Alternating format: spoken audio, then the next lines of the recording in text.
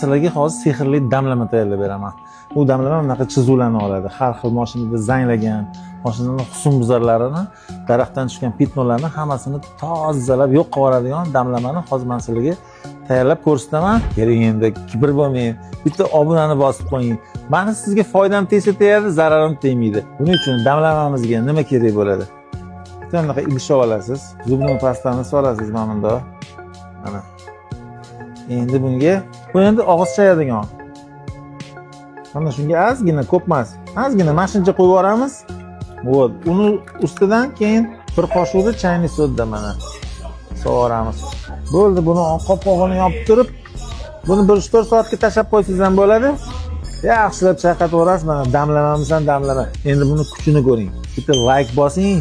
Ungacha men sizga buni mana ketkizaman. Mana qarang. Mana sirazi. Bosib artaverasiz buni. Mana hamma chizuvlarni olib tashlaydi.